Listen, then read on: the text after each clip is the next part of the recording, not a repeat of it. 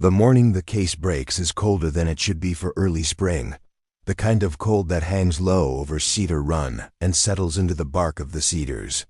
The town wakes slowly beneath a lid of gray sky as a convoy of unmarked cars rolls along the narrow streets, their tires cutting through puddles left from the night's rain. People step out onto porches with mugs in their hands, barely lifting them as they watch the movements of officers who seem to know exactly where they are going. Nothing is loud, nothing is rushed, yet everyone feels the shift. After 40 years of waiting, the quiet is about to give way to something long buried. The house they stop at is ordinary, a single-story structure with peeling trim and a yard choked by blackberry vines. It has existed on the edge of town life for decades, a place people passed without looking too closely. Today, however, there's a stillness thick enough to hold its own weight. Officers form a perimeter around the structure, while two detectives move toward the door. Wind pushes a thin veil of mist across the steps, and for a moment, everything feels suspended. The door opens without resistance. Inside, the air is cool and faintly metallic, a scent that clings to homes where time moves without interruption. A man stands at the center of the living room, hands slightly raised, though not fully in surrender. His expression carries the weight of a life spent believing his secrets had turned to dust with the years. The detectives don't raise their voices. They read the charges in a low, measured tone, and the man barely reacts. It is as if he has been expecting this morning, for longer than even they have. When they guide his wrists together and secure them, he exhales one slow breath that fogs the chilly air between them. On the table behind him sits a jacket. The denim is faded to a muted gray-blue, the kind of color that comes only from decades of use and exposure. It lies neatly folded, as if someone had taken time to crease the sleeves just right. What catches the eye is the frayed patch over the left cuff, threads splayed like a burst of frost. A small evidence tag, newly attached, flutters slightly in the draft from the open door. The detectives do not touch the jacket again. Its presence in the room is enough to anchor everything that is about to follow. Neighbors gather behind the police tape as the man is led outside. No one speaks. Some recognize him from years back, the figure who worked odd mechanic jobs, who walked the aisles of the hardware store with a quiet nod, who always seemed to vanish into the forest roads without explanation. Rumors had drifted around him once, little wisps of suspicion that never solidified into something actionable. But Cedar Run is a place where silence often wins over accusation, where people learn to fold their fears into everyday routines. Now watching him step into the back of a car, that silence feels heavier than ever. Before the door closes, he glances toward the tree line behind his house. The fog is thickest there, clinging to the roots and stumps left from old logging cuts. His eyes linger on that landscape with something between resignation and memory. For the detectives, that look is familiar. People revisit the same places in their minds when truth is about to surface. Back inside the home, forensic technicians work quietly. They move with deliberate care as they document the room, the table, the jacket. One of them pauses, studying the worn fabric under a portable light. The fibers seem almost luminous in the pale beam, as if holding the last traces of a story that refused to fade. It was this jacket, misfiled, forgotten, rediscovered in a dusty storage room, that brought investigators back to this place. The DNA found in the seam had turned years of speculation into certainty. It had pointed here, to this man, in a way no witness testimony or rumor ever could. Outside, the detectives stand together under the overhang of the porch. Rain begins again, a soft tapping that blends with the distant hum of logging trucks moving along the highway. They exchange a few quiet words, not of triumph but of gravity. Cases like this are never victories. They are acknowledgments of time, persistence, and the weight that communities carry when answers stay hidden for too long. A few yards away, Jamie Calder watches from behind the crowd. He is older now, lines settling in around eyes that have seen too much waiting. He came because he was told the arrest was imminent, and he felt he owed it to his sister to stand here when the truth finally surfaced. He looks at the house, then at the police cars, and finally at the trees beyond the property. The jacket he remembers, bright blue once, warm, often slung over Lena's shoulders, no longer exists as it did. But the threads remain, and they carried her story to this moment. As the suspect's car pulls away, its taillights blur in the mist. The sound fades until Cedar Run returns to its usual quiet, that familiar hush that once hid fear but now holds something different. A beginning. A door opening after decades of being stuck. To understand how this began, we go back to 1983. If stories like this matter to you, subscribe now. It helps us bring more truth to light. On school mornings, Lena Calder moved through the house with a quiet rhythm that everyone in her family had come to rely on. She rose early, before her brothers stirred, and padded across the cold linoleum floor of the kitchen to pack their lunches. She didn't make anything elaborate, just sandwiches wrapped neatly in wax paper, an apple each, and a pair of cookies she saved from the night before. Her mother often worked late shifts and wasn't always awake to see these routines, but she knew them by heart. Lena carried the weight of the morning gently, as if it were simply part of who she had grown to be in this small house on Alder Street. She moved through the world like someone trying not to disturb it. Teachers described her as observant, polite, a little withdrawn. Friends said she listened more than she spoke. Jamie, her younger brother, said she could sense the mood in a room the moment she stepped in. She wasn't shy in a frightened way. She simply lived with a sensitivity that made her cautious about taking up space. But there were moments when the shyness cracked open, revealing a spark when she talked about drawing, or when she saw a dog on the street, or when the first snow of winter drifted down, and she would stick out her hand as if greeting a familiar friend. The jacket was always with her. A denim one, worn soft from years of use, a shade of blue that deepened in the rain and faded under summer sun. She had added a small patch to the left sleeve, crookedly stitched but proudly placed.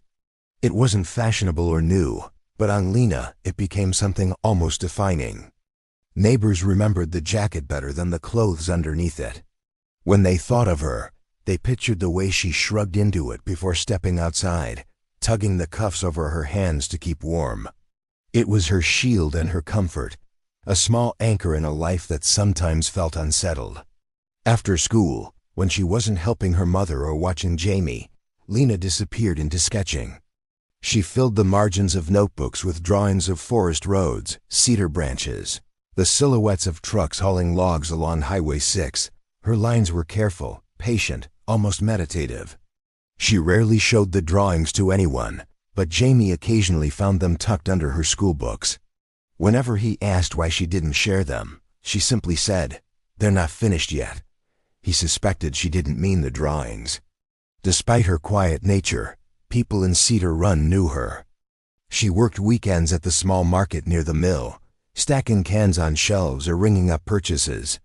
Older customers liked her because she remembered their favorite brands. Younger ones liked her because she didn't judge their awkwardness. The town wasn't large, and the mill workers cycling through shifts gave the place a hearty rhythm that Lena often matched. She walked home most evenings with Jamie, the two of them winding their way through narrow streets as mill steam billowed into the sky behind them.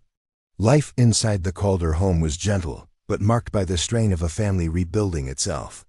Their mother, Elaine, had left a difficult marriage a couple of years earlier, bringing her children to Cedar Run for a quieter start. She worked night shifts at a care facility on the outskirts of town. When she was home, the exhaustion clung to her like a second skin. Lena stepped naturally into the gaps, cooking simple meals, keeping an eye on Jamie, and wordlessly easing the weight on her mother's shoulders. She never complained, but there were small hints of the toll. The way she sometimes stared out the window for long stretches, the way her drawings grew darker in tone, the way she held her denim jacket close even inside the house. On weekends, the family sometimes drove out of town to the river or hiked a short trail near the old quarry. Those days felt clearer for everyone. Jamie ran ahead, kicking stones or climbing over fallen logs. Elaine walked slowly, letting the forest unwind her tight shoulders. Lena stayed somewhere between them, listening to the wind in the branches and sketching quick outlines of moss-covered rocks or the angles of broken stumps. The forest soothed her. It gave her a sense of belonging she rarely felt in conversations. People often misunderstood her quietness as loneliness, but Lena had her own form of connection. Small gestures, meaningful glances, the way she placed a hand on Jamie's shoulder when he was upset. She wasn't someone who needed a crowd. She needed presence, stability, time. In the spring of 1983, their mother suggested they spend a weekend at a rental cabin along Old Quarry Road. She said it would be good for all of them, a break from routine, a small adventure before summer arrived. Lena didn't show her excitement openly, but she packed her sketchbook carefully and laid out her jacket next to it. She cleaned her room the night before they left, lining her pencils on the edge of her desk as if she wanted to return to order. The last day before they headed to the cabin unfolded like any other. School was uneventful, though Lena seemed distracted in her final class. She stared more at the window than at her notebook, watching the sky shift from gray to a thin sliver of pale blue. After school, she and Jamie walked home together, their steps falling into familiar sync. She talked quietly about drawing the river that weekend, how the water near the bend sometimes looked silver when the clouds opened. Jamie didn't really understand what she meant, but he liked hearing her talk about things that mattered to her. That evening, as they sorted laundry and packed for the trip, a rare moment of laughter filled the house. Jamie tried on her jacket, letting the sleeves dangle past his fingertips. She shook her head but smiled, tugging it often gently and folding it on the back of a chair. Elaine watched them from the doorway, softened by the sight. She wished she could freeze that moment, her daughter smiling, her son laughing, the house warm and bright despite everything. Later, when the house had settled and the outside world had quieted into its usual stillness, Lena made a brief phone call to a friend from school. She didn't say much, she never did, but she mentioned the cabin, the sketchbook she planned to fill, and the hope that maybe, in the quiet of the forest, inspiration would come more easily. Her friend teased her for being poetic, and Lena laughed softly before saying goodbye. It was the last time anyone outside her family would hear her voice. That night, she hung her denim jacket near the door, where she always kept it ready for the next morning. She ran her fingers across the frayed cuff, smoothing the threads as if preparing them for something important. She didn't know that the jacket she folded and wore with such familiarity would become the center of a mystery that would shadow Cedar Run for decades. When she turned off the light and went to bed, the house fell into its usual quiet. Jamie was already asleep. Elaine was writing a few notes for work. Outside, the wind brushed through the cedar branches with a low whisper. In that small, fragile moment, ordinary and unremarkable to anyone but them, the Calder family still belonged wholly to one another. It would be the last night they ever spent together in their home. The weekend at the cabin began with a wind that pushed through the cedar stands like a long exhale. Late afternoon light filtered through the trees in thin, uneven strips, casting shifting lines across the gravel road as the Calder family car rolled slowly toward the set of small wooden structures at the far end of Old Quarry Road. The cabin they had rented was modest, slightly tilted on one side from years of winter storms, but warm enough inside once the wood stove was lit. Elaine unlocked the door first, shaking off the cold while Jamie ran past her, excited by the novelty of a loft bed and a porch that looked toward the forest. Lena followed quietly, carrying her sketchbook under one arm and her denim jacket over the other. She glanced at the trees before stepping inside, as if memorizing the way the wind moved through them. By early evening, the family had settled. They cooked a simple meal. They talked a little. The daylight faded more quickly than usual, giving the cabin's small windows a dim, reflective sheen. A family friend, Mark Turner, arrived after dark to join them for the weekend, his pickup rattling up the gravel path. He brought groceries, a deck of cards, and a casual, comforting presence. They played a few rounds at the table while the fire crackled softly behind them. Jamie fell asleep leaning against the couch, and Elaine carried him to the back bedroom. The air smelled faintly of cedar, ash, and damp wool. The timeline that follows is reconstructed from forensic evidence, surviving testimony, and the subtle inconsistencies that investigators would spend decades trying to reconcile. Between 10 and 11 that night, the atmosphere in the cabin grew quieter. Mark washed dishes in the sink while Elaine stepped outside briefly, needing a minute of fresh air after a long work week. Lena sat near the window, sketching the profile of the trees illuminated by the porch light. Her jacket hung neatly on a hook near the door, its worn sleeves still carrying the faint scent of the house they had left that morning. At some point after 11, the cabin's interior changed texture. Something disturbed the night in a way the family could not have anticipated, though the details have never been fully known. What is certain is that the cabin door, which Elaine insisted she had locked, was later found slightly ajar, barely wider than a hand. A small draft seeped through it, carrying the cold inside. In forensic recreations, that draft became important. It suggested the door had been opened several times rather than once, and that whoever entered did so with a kind of hesitant familiarity. Objects inside the cabin were later found displaced in quiet, almost deliberate ways. A chair in the main room had been turned at an angle that didn't match the card game earlier. A mug lay on its side, unbroken but far from the table. A pencil marked with Lena's bite marks was discovered under the edge of a rug. Investigators would debate whether these items indicated a struggle or merely hurried movements. The scene withheld more than it offered. Sometime between 11:30 and midnight, noise must have erupted, though in the deep woods around Old Quarry Road, no neighbors were close enough to hear it. The cabin was ringed by trees thick enough to swallow sound, and the nearest occupied dwelling sat nearly half a mile away. Forensic analysis suggested that the wood stove had still been burning at the time of the incident, the embers left glowing in the ash bed. That meant warmth lingered even as something violent happened, creating a surreal contrast between the cabin's interior calm and the distress that unfolded. The exact sequence would never be fully reconstructed, but by dawn, the truth would surface in fragments. When the sun broke across Cedar Run at around 6 in the morning, the road leading to the cabin was slick with dew, and the fog hung low enough to blur the tops of fence posts. Around 7, the nearest neighbor, a retired truck driver named Robert Hill, decided to walk toward the cabins to check on wind damage from the previous night. He noticed the Calder family's rental car before he noticed anything else, frost tapering off the windshield in streaks, as if someone had brushed against it hours earlier. As he approached the cabin, he saw the door again slightly open, exactly as investigators would record it later. Hill called out once, then again. No voice answered him. He stepped closer, hesitating only when he saw a jacket hook near the door. A denim jacket hung there on previous visits, worn by the girl he'd seen several times before. Today, the hook was empty. Inside the cabin, the air felt stagnant, as though it had been holding its breath.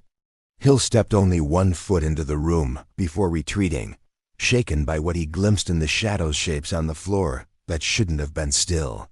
He hurried back down the road, legs trembling, to call the sheriff's office from his home phone. The call, logged at 7:18 a.m., marked the official beginning of the investigation. When deputies arrived 25 minutes later, the cabin appeared undisturbed from the outside, except for the open door. Inside, they found the aftermath of a chaotic struggle, though nothing in the layout suggested random violence. The family had been attacked with a force that contrasted heartbreakingly with the simplicity of the setting. Jamie was found in the back bedroom, huddled in a corner beneath blankets, eyes wide with shock but physically unharmed. He could not speak at first. When he finally did, he described waking to muffled noises and staying still because he thought his mother was moving around in the main room. His small voice carried no certainty. Elaine and Mark Turner lay in the main area, lifeless. Lena was nowhere to be found. Her sketchbook had fallen near the window. The page displayed a faint pencil outline of the trees outside, the last stroke unfinished in a way that seemed unbearably symbolic. Her denim jacket, however, was missing from the hook. That absence would become the centerpiece of both speculation and heartbreak. Deputies marked every visible detail. A footprint was recorded near the stove larger than Elaine's, smaller than Mark's. A faint trail of disturbed dust led toward the back door, suggesting movement both inside and outside during the night. A palm print smudged the doorknob but lacked useful ridges for identification. The rope found near the window seemed out of place, loosely coiled, but slightly frayed at one end. Outside, tire tracks cut deep into the soft earth, their tread pattern irregular, as if the vehicle that made them had worn or mismatched tires. These impressions were partially blurred by early dew, and investigators would later lament how quickly environmental conditions erased clarity. Still, the tracks pointed in one undeniable direction, deeper into the forest. A few yards beyond the porch, under a cluster of young cedar saplings, deputies recovered a small scrap of fabric. It was blue, worn, and frayed. At the time, they believed it might have come from Lena's jacket. The fragment was bagged and labeled, though the handwriting on the tag would later prove difficult to decipher. This single scrap would haunt the cold case team years later when the actual jacket resurfaced in evidence storage. How the scrap ended up here while the jacket ended up elsewhere became one of the enduring mysteries. The most unsettling detail emerged near the cabin's side wall. A faint indentation in the dirt suggested someone had knelt or crouched there for a long period.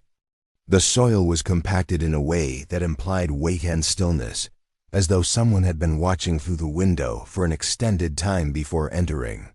This detail, small and easy to overlook, would reappear in analysis decades later. Back inside, the deputies continued searching for any sign of Lena. Her backpack lay untouched near the couch. Her shoes were neatly arranged beside her mother's, exactly where she had placed them the night before. Her sketching pencils were scattered near the floor, indicating hurried movement, but not necessarily panic. Other clues offered nothing clear. A clock near the stove had stopped at 12:17, a time that became the tentative marker for when the violence reached its peak. The final detail discovered that morning was the most baffling.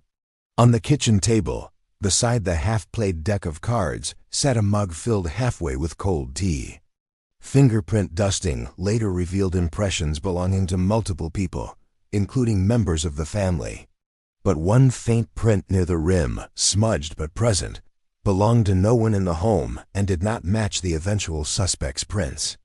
This mug would become one of the odd, unresolved artifacts of the scene, an imprint of an unknown presence that left no other trace.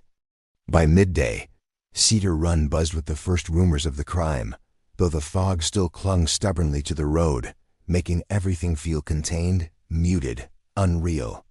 The sheriff's department locked down the cabin and cordoned off the area. Jamie was taken to safety. Elaine and Mark's remains were transported with care. Lena's absence overshadowed every motion. Search teams combed the surrounding forest but found only silence and the slow drip of snowmelt from the branches. It was in this suspended stillness that the case took its first steps toward becoming a legend in Cedar Run, a story defined not by what was found but by what was missing. And at the center of it all, the absence of the denim jacket remained the most haunting clue of all.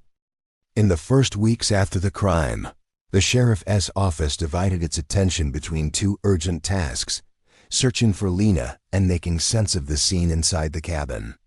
Deputies canvassed the area for anyone who might have seen unfamiliar vehicles or heard anything unusual that night. Search teams pushed deeper into the forest every morning, spreading out in deliberate lines, calling Lena's name until their voices cracked. The forest gave nothing back. No fresh footprints, no torn fabric, no sign of a struggle along any of the old logging spurs. It was as if the girl had been pulled into the trees by the silence itself. Inside the department, the pressure grew quickly. Residents whispered theories with unsettling confidence. Some claimed the suspect must have been someone passing through. Others insisted it'd be someone local. A few focused on the odd detail of the open door or the missing jacket. One woman who lived near the quarry told investigators she had seen headlights near the cabin after midnight, but her statement shifted slightly each time she repeated it, and deputies could not confirm her account. The first major lead came from a drifter who had been arrested 2 counties away for trespassing. He'd been seen hitchhiking near Cedar Run the week before the crime. When questioned, he spoke in long, wandering sentences, offering strange claims about people following him and voices in the trees. Detectives found him unreliable but felt obligated to pursue the possibility. They collected his boots, compared tread marks, and attempted to match his movement with the timeline. Nothing fit. Weeks later he was ruled out, but not before newspapers ran a headline calling him possible vagrant suspect, a label that stuck in the public imagination far longer than it deserved. As spring warmed into summer, the case began to sag under its own weight. The sheriff's office attempted to keep the investigation moving, but resources were limited. Cedar Run was not a wealthy town, and major crimes placed a heavy strain on a department accustomed to handling minor disputes and traffic complaints. Detectives rotated through long shifts, their desks cluttered with notes, maps, and half-written summaries. The lack of progress started to wear on them. One evening, 2 deputies sat in the break room, rubbing their eyes as they reviewed the rope fragment found at the scene. "What do you make of this?" one asked, holding the evidence bag up to the light. "It's rope," the other replied tiredly. "The whole town has rope. Half the county works in logging, so we're back to nothing. We never left nothing," word of the departments. Struggles reached Elaine Calder, who visited the sheriff's office regularly in the early months. She would stand at the front desk, hands clasped, voice barely above a whisper as she asked for updates. "Anything new?" The deputies always said the same thing. "We're doing everything we can." She nodded each time, though her eyes betrayed her disappointment. She tried to preserve hope, but hope without answers became exhausting. The second major lead came from a former mill worker named Stanley Rhodes, who had a history of alcohol-related arrests and a reputation for sudden temper outbursts. Several neighbors reported seeing him pace near the old quarry around the time of the crime. Detectives interviewed him twice. In the first interview, Rhodes denied everything. In the second, he admitted he had been in the area the night before the murders, but insisted he went home long before midnight. A detective asked him, "Why were you out there?" "Just walking," he said. "Thinking, about what?" "Life." The response was vague enough to be suspicious, but no physical evidence tied him to the cabin. After weeks of digging into his background, investigators found no motive, no opportunity, and no connection to the family. Still, the rumor mill in Cedar Run latched onto him for months, whispering claims that never materialized into fact. As years passed, the case became a series of alternating surges and collapses. Each new sheriff brought a new approach, some more methodical than others. One administration focused on re-interviewing townspeople, convinced the truth lay in someone's forgotten recollection. Another prioritized forensic review, hoping advances in technology would reveal something missed in 1983. But the evidence had not been stored. With the rigor required for long-term analysis, boxes were mislabeled. Items had been placed in paper bags that tore along the seams. Some critical pieces, including the denim jacket, disappeared entirely into the archive without explanation.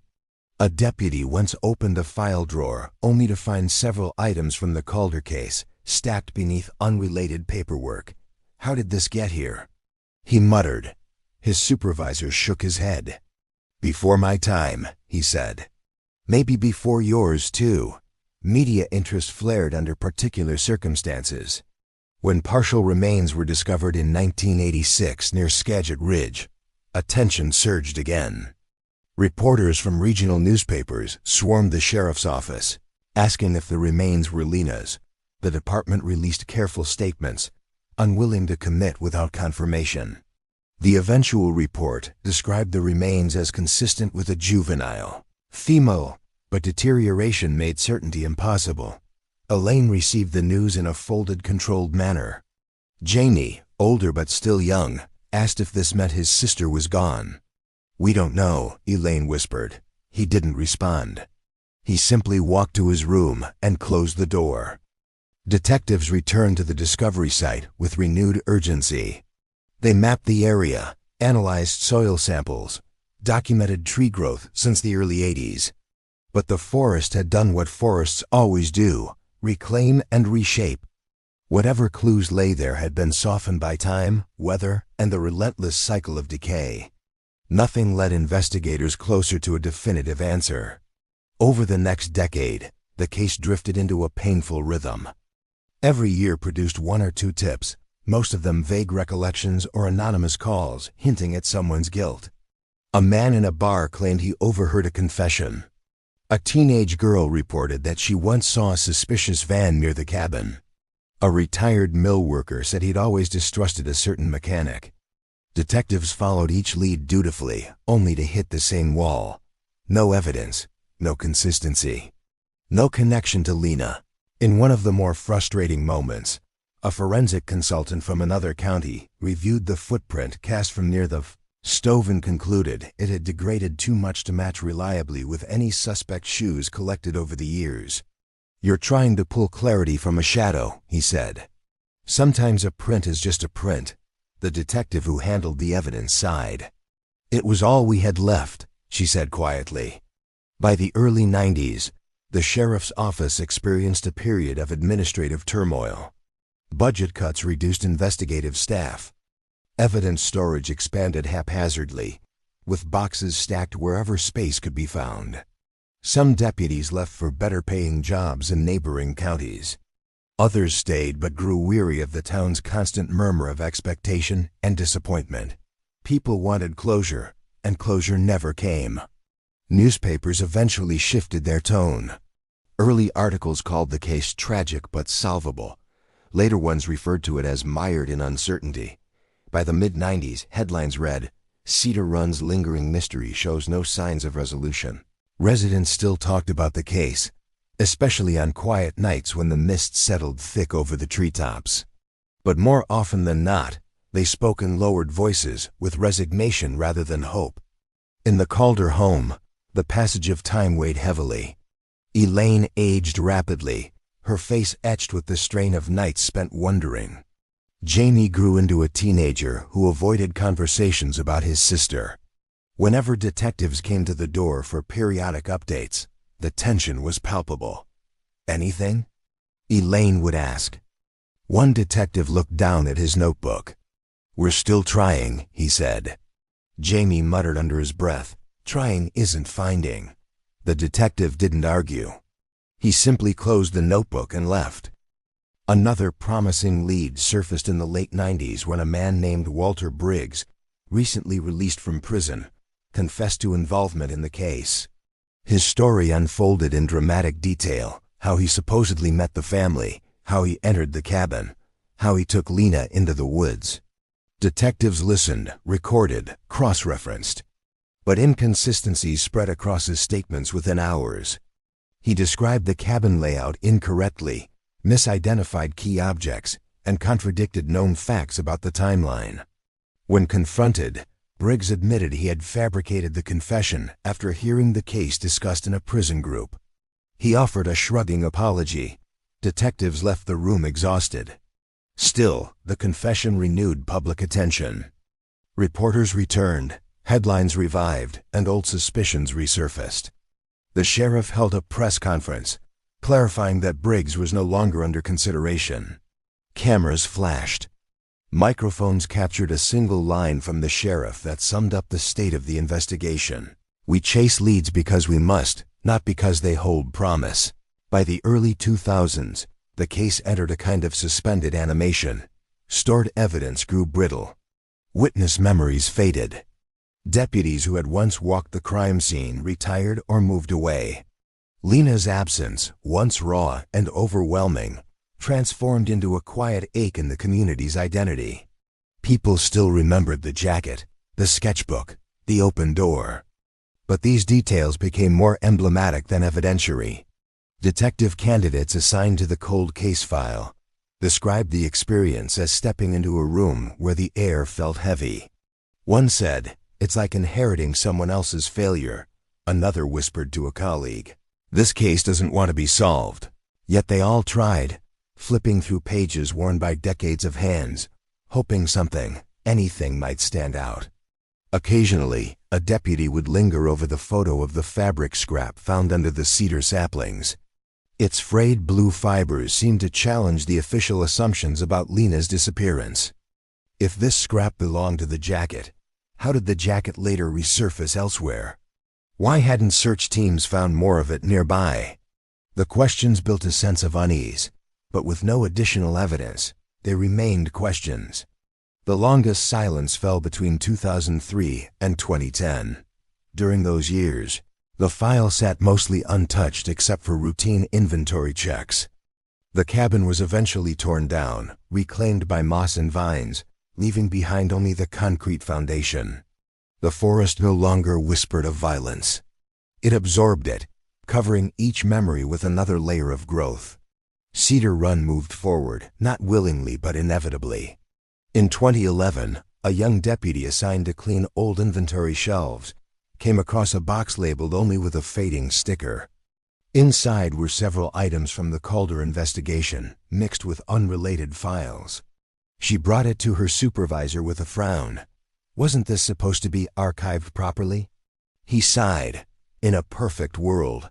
They reviewed the contents, but nothing inside offered new direction. The jacket was not among the items. It remained lost in the maze of storage, its significance unrecognized.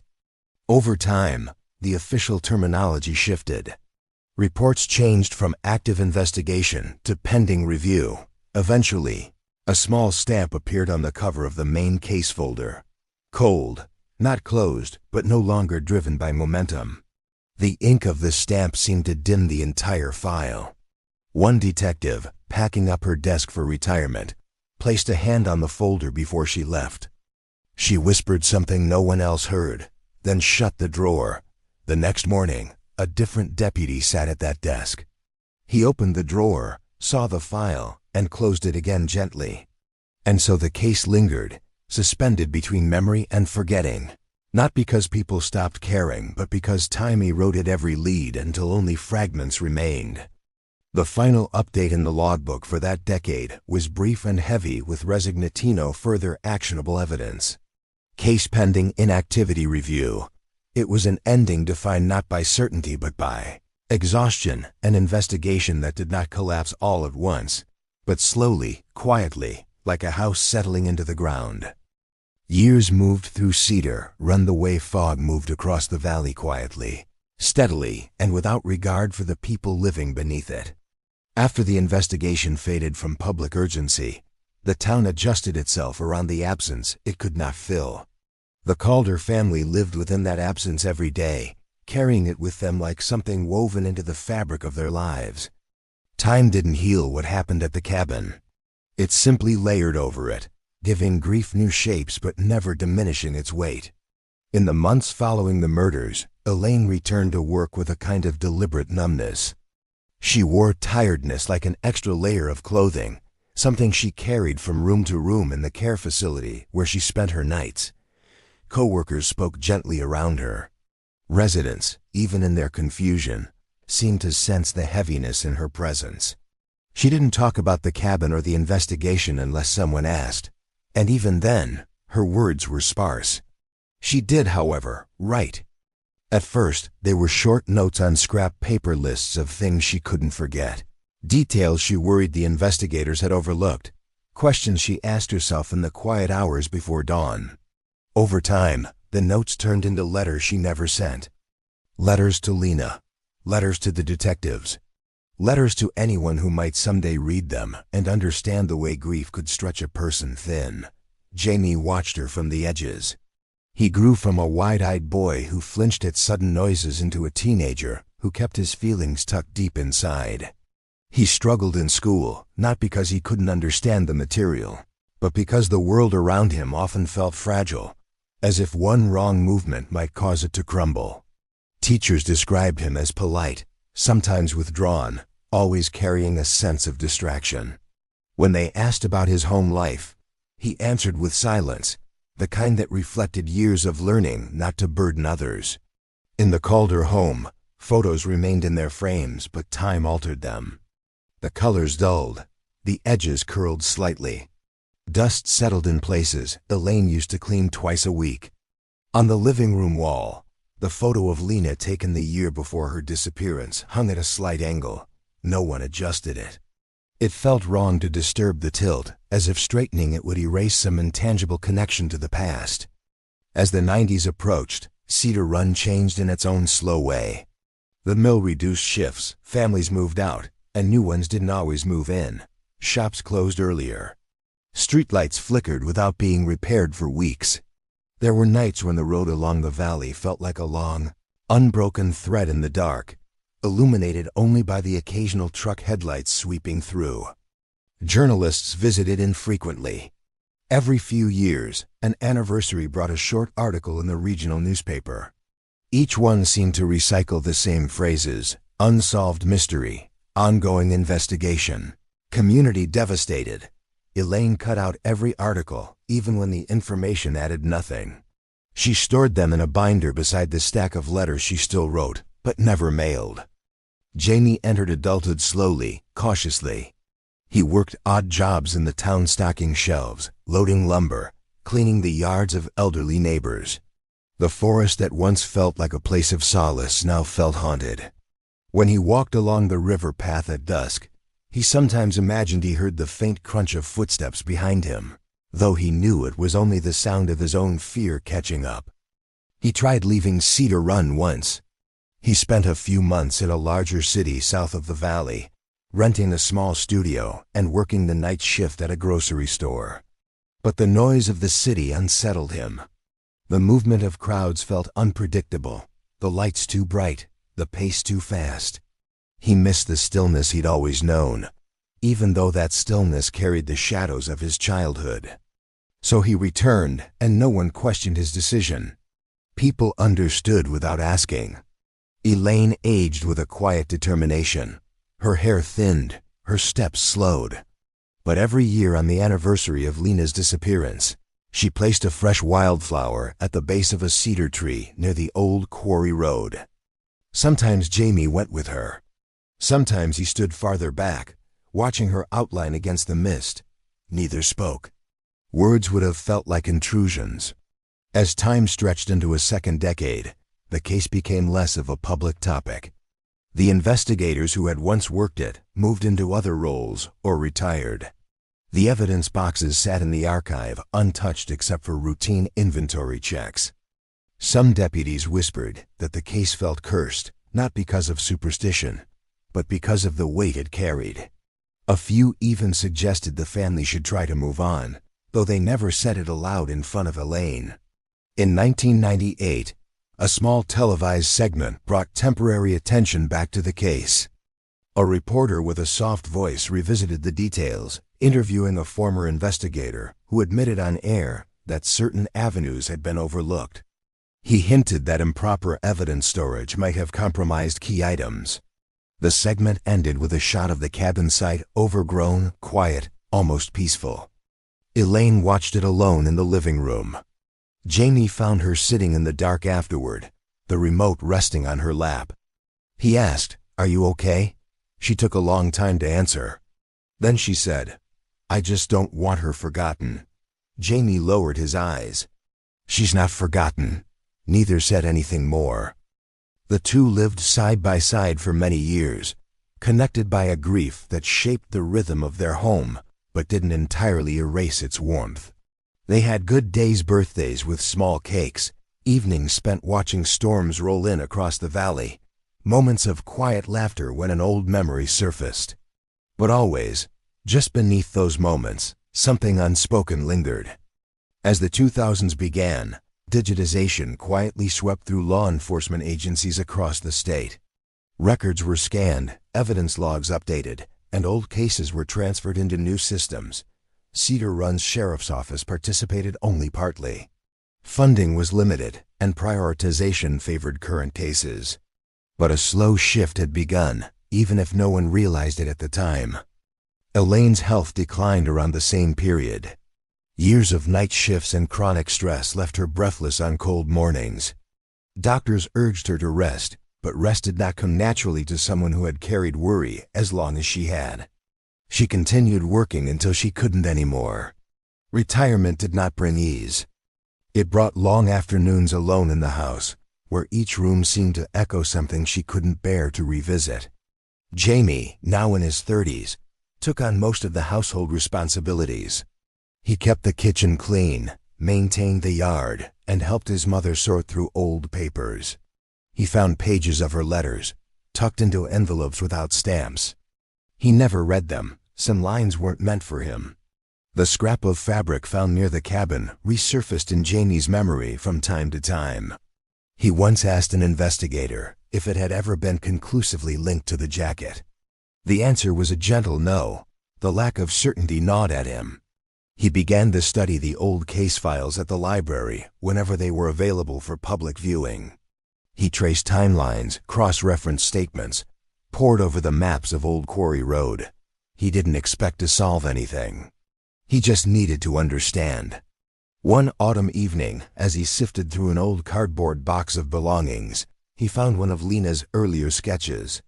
It was a drawing of the cedar branches near their home, lines delicate and almost trembling.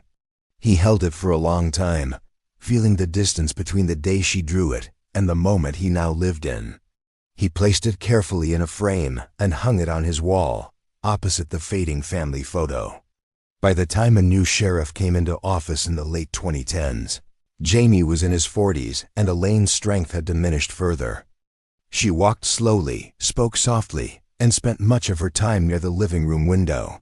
Some days she looked out as if expecting Lena to come walking down the road, jacket over her shoulders, sketchbook tucked under her arm. The new sheriff had promised transparency and modernization. In his first year, he initiated a full audit of cold cases, instructing staff to review evidence storage and digitize records more efficiently.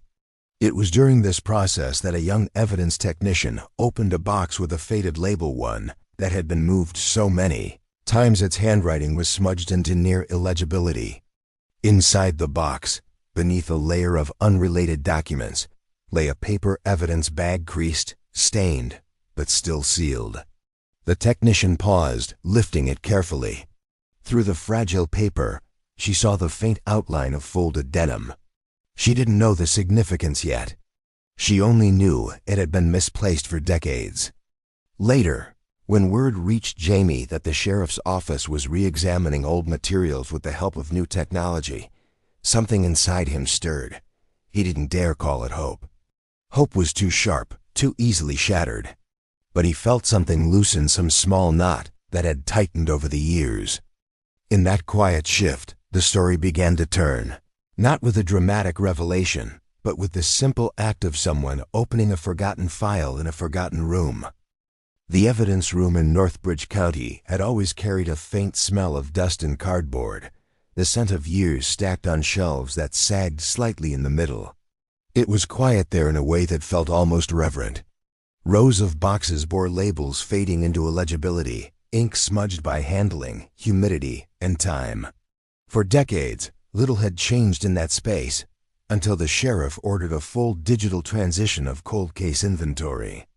The process began slowly, with interns cataloging files from the more recent years. Only after several weeks did they reach the back shelves, the ones older deputies jokingly referred to as the archive graveyard. It was in one of these shelves that a young technician named Marissa found a box marked only with a series of numbers and a barely visible word, quarry. She lifted it with both hands, surprised at its weight, and set it on the metal table beneath a small fluorescent bulb.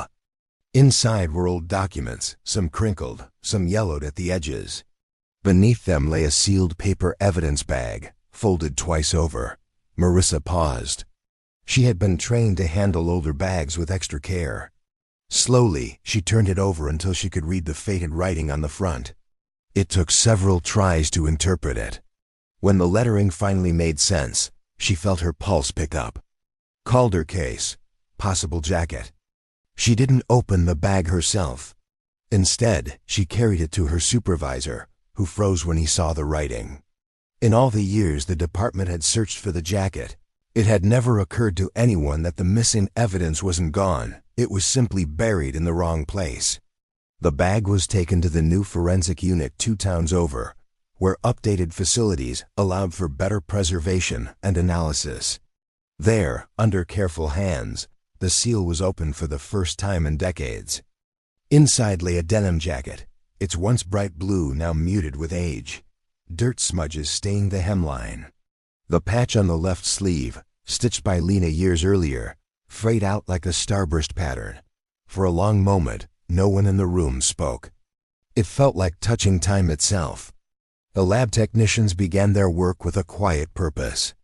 They photographed every angle, measured each seam, documented each flaw. Under the soft hum of the overhead lighting, they lifted fibers with gentle tools, mindful that deterioration could compromise everything. Still, the jacket held together in a way that felt almost defiant. Once the preliminary documentation was completed, the jacket was moved to the DNA extraction room. Modern methods allowed for something investigators in 1983 never could have imagined: touch DNA, the microscopic traces left behind by skin, sweat, or movement. The team focused on the cuffs, collar, and inner seams, places a person might grip, tug, or hold. The first test began with the cuff. A technician swabbed the area, transferring particles into a vial carefully sealed for later amplification. Another technician prepared the polymerase chain reaction machine, programming it to replicate the DNA in cycles until enough material could be analyzed. The procedure took hours. People drifted in and out of the room, whispering in the hallways as though raising their voices might disturb the process. The machine beeped softly when the amplification completed. The technician leaned in, her eyes scanning the preliminary readout. She hesitated, then called for her supervisor. Within minutes, 2 senior analysts stood beside her, reviewing the data with slow, deliberate breaths. There was DNA present. Not just Lena's, but another profile, partial, degraded, but distinct enough to move forward. They ran it through the state database first. Nothing. Then the regional one. Again, nothing. Finally, they submitted it to the national system, a process that took longer, using algorithms designed to search for familial matches and long-form probabilities. Days passed. The technicians moved on to other tasks, though the jacket remained on the central table like a silent witness. On a Thursday morning at 8:42 a.m., the match returned. It wasn't a direct hit. It was what the analysts called a kinship association, a flag indicating that the unknown profile bore significant similarity to someone who had provided DNA in a separate case years earlier, a man arrested for assault in a neighboring county.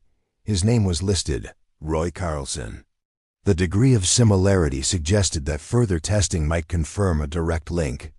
The lead analyst printed the report and brought it to the sheriff, who read it twice before setting it down with a slow exhale.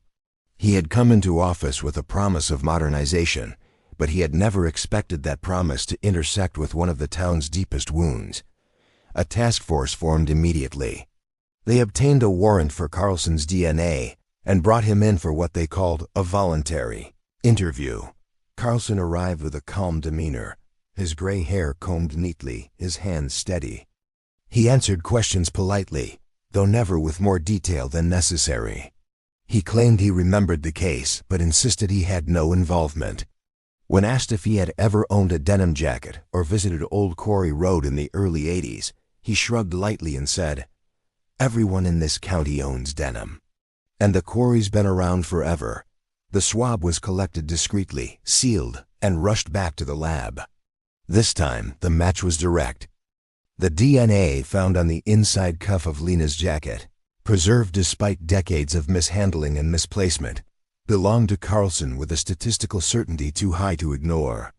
It placed him in physical contact with the jacket on or near the night she vanished. The reaction inside the sheriff's office fluctuated between disbelief and relief. Several deputies who had worked earlier phases of the case sat in stunned silence when they heard. One said quietly, "After all these years, it was the jacket." Another whispered, "She kept her truth with her." The news reached Jamie before it reached the public. The sheriff visited the Calder home personally.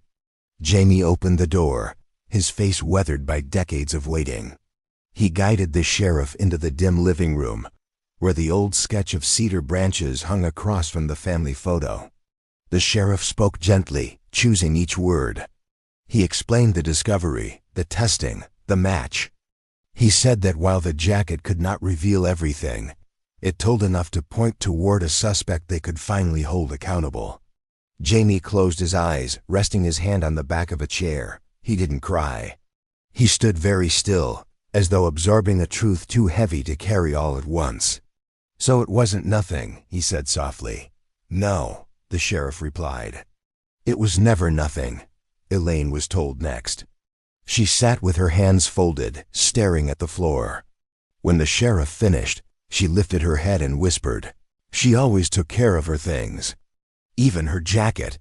Her voice trembled, but beneath it lay a fragile steadiness.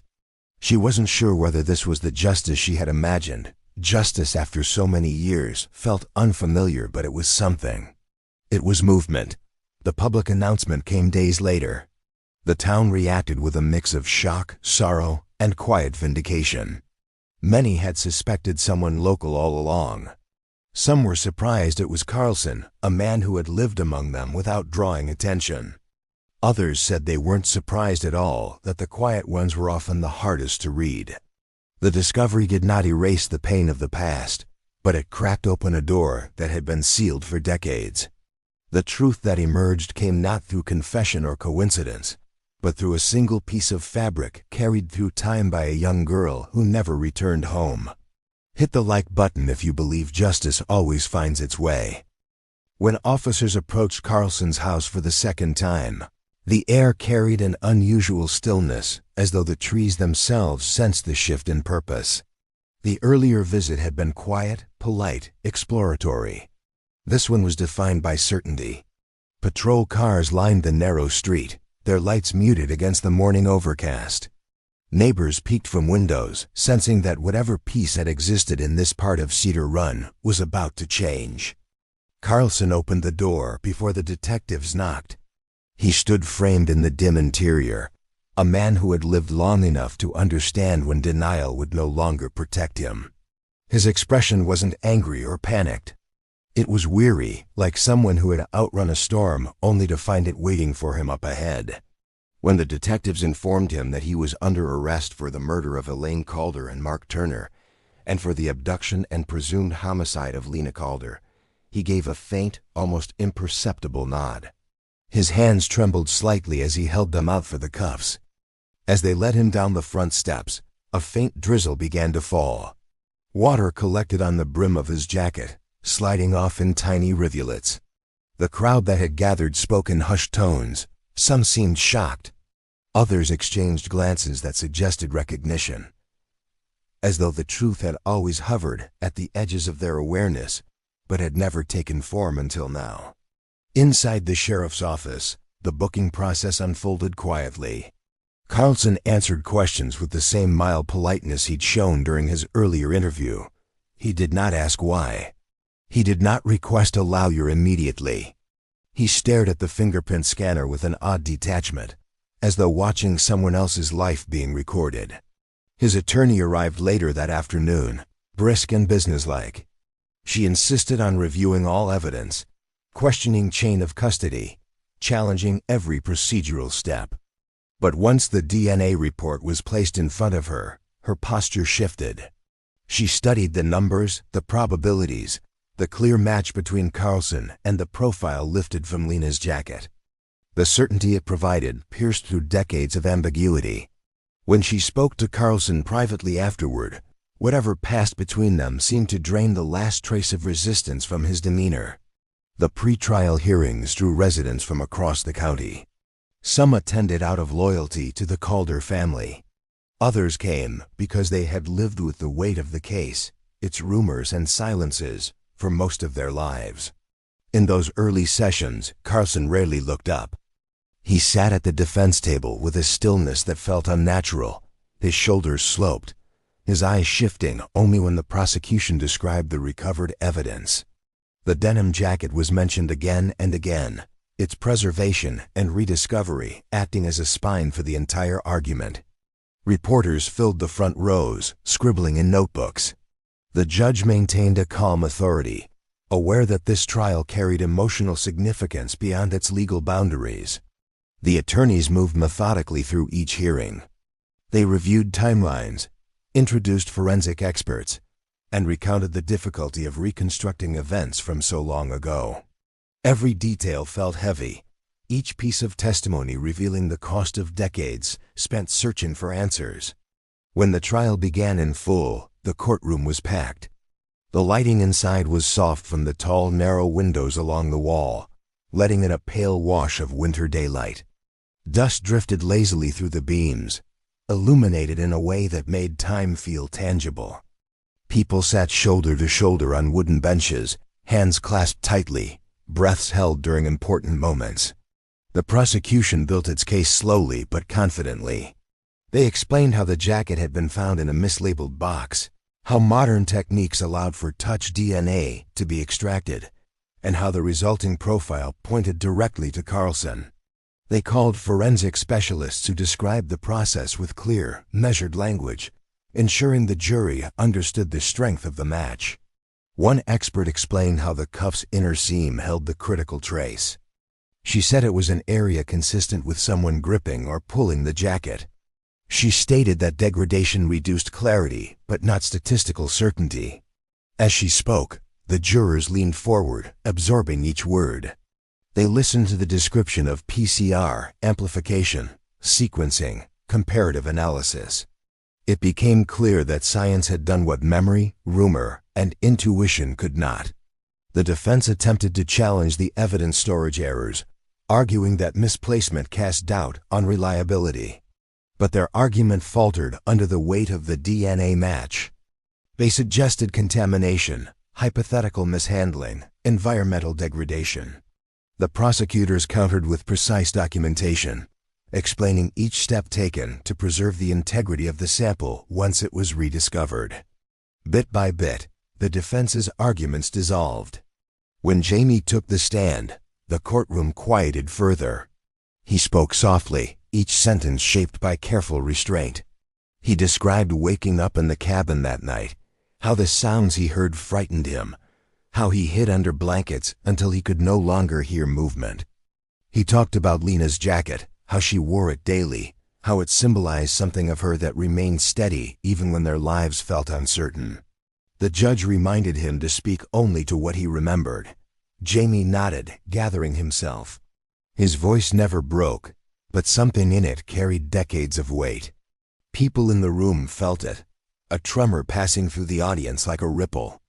Elaine was too frail to testify, but she attended one day of the trial. She sat in the front row, her hands folded tightly in her lap. When the prosecutors described how the jacket had been located, a small tear slipped down her cheek. She didn't wipe it away. Jamie placed his hand over hers gently, and she squeezed it once.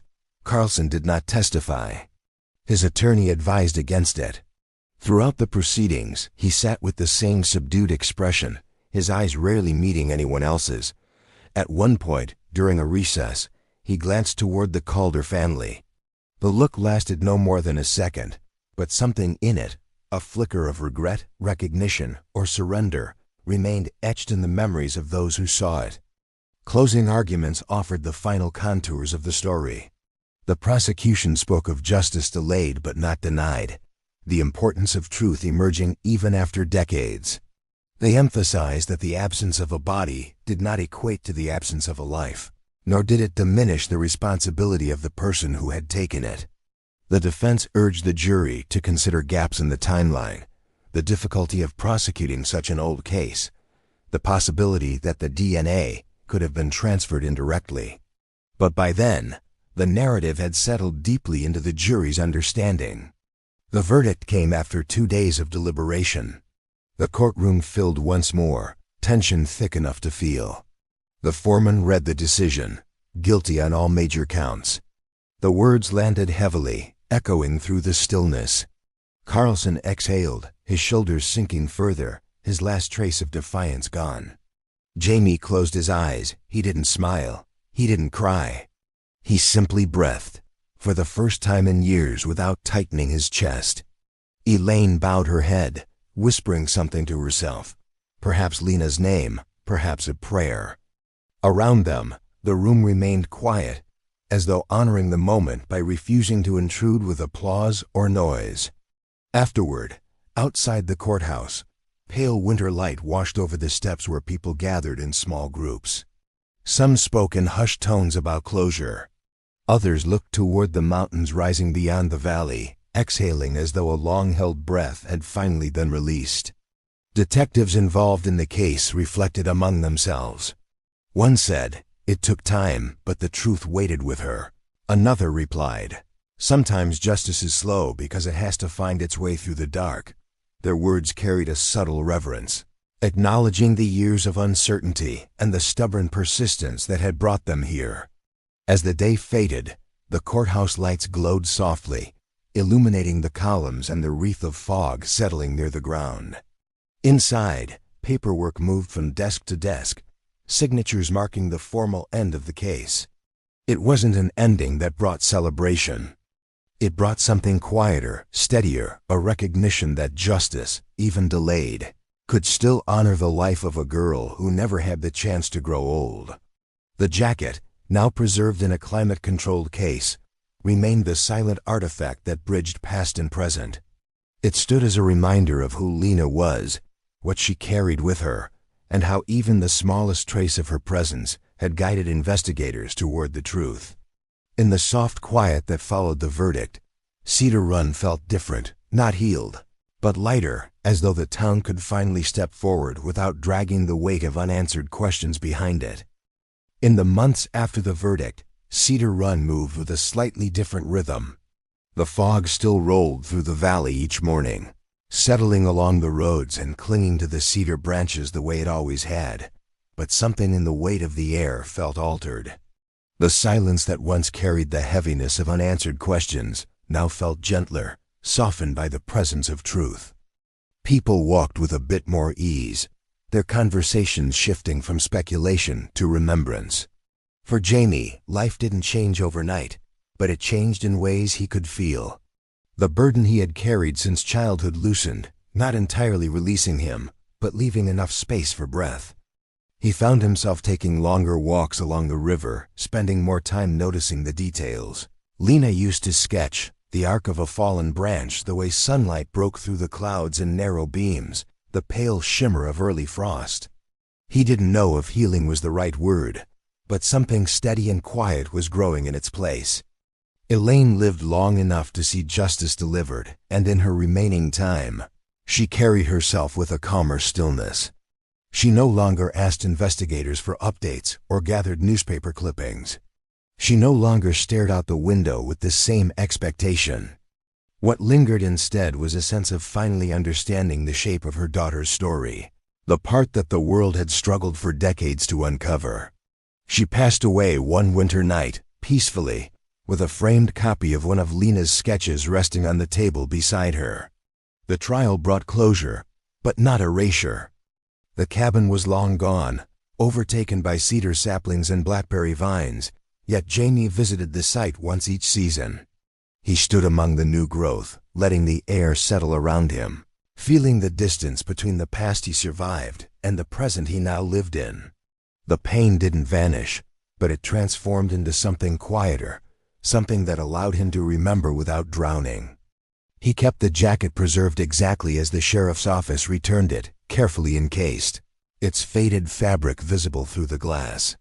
Sometimes on quiet evenings, he would sit near it and let his eyes trace the frayed patch Lena had stitched herself. It held its own kind of light now. Not the harsh light of forensic labs or courtroom exhibits, but a softer glow, the kind born from memory and meaning rather than tragedy. It felt less like evidence and more like a bridge she had left behind. Cedar Run carried its own lessons from the long silence and the long wait.